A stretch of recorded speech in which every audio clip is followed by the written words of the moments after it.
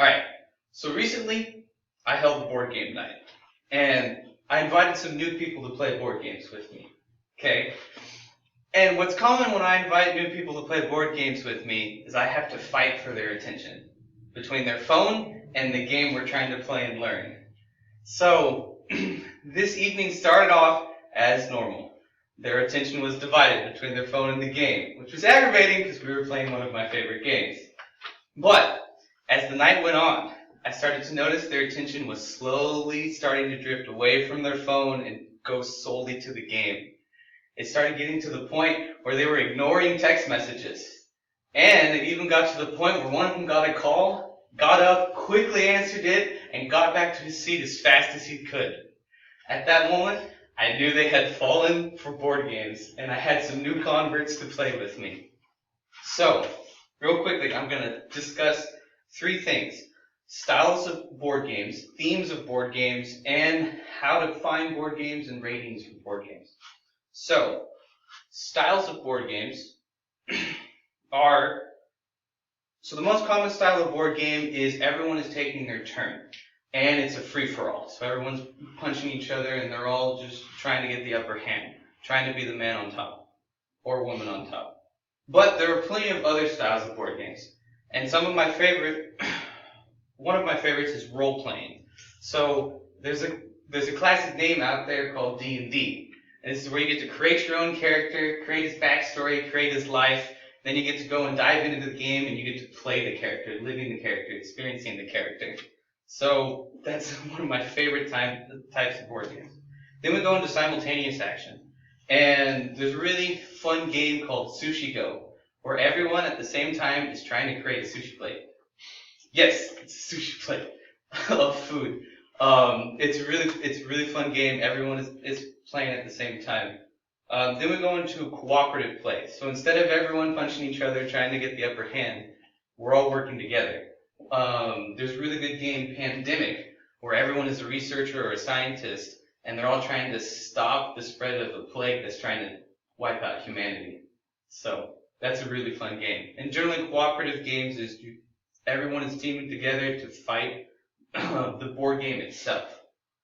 So then we go into themes of board games. And we have economic games. So those are you're managing resources, you're managing production of goods, you're managing the distribution of goods. One of my favorite games in there is Power Grid, where you're essentially a power company and you got to manage the resources, the power production, and the cities you're going into. Then we go into warmongering, which is kind of the classic, right? You build a giant army and you go fight each other. Just who can be the last man standing with their armies? That's warmongering. And then gambling is poker. So everyone has experience in playing poker, right? Card games are board games too. But there's also another board game called Lords of Vegas, where you're competing against each other, and you can gamble against each other with your expansion money. And so there's always that nice risk of gamble in there. And then for rating systems of board games, there isn't really a common rating system like a star system for board games, so it can often be hard to find a decent board game. Most of what you're going to find on a box, if you're looking for it, is the age, the recommended age to play the game, the number of players that can play the game, and the rough estimated time it takes to play each individual game. But to accommodate for that, there are a bunch of videos online that you can find people playthroughs, and reviewing the game itself. One of the popular ones is Tabletop, where they get a bunch of celebrities to go and play these games. And so they give you a quick overview of the rules and an explanation, and then they get all these celebrities around the table playing the game. It's really fun to watch, and it also teaches you the game and seeing if you would like it.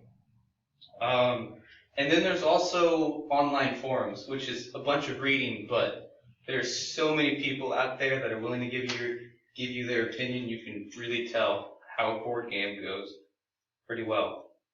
So in conclusion, while there's a bunch of different board games out there, and so many different themes and so many different styles, I just gave y'all a brief glimpse of what's going on in the board game world. If you have an inkling of the game you want to play, you're going to find a game. that matches it, right? There's just so many games out there. And out of all the years I've played games, I've probably played thousands, if not tens of thousands of games.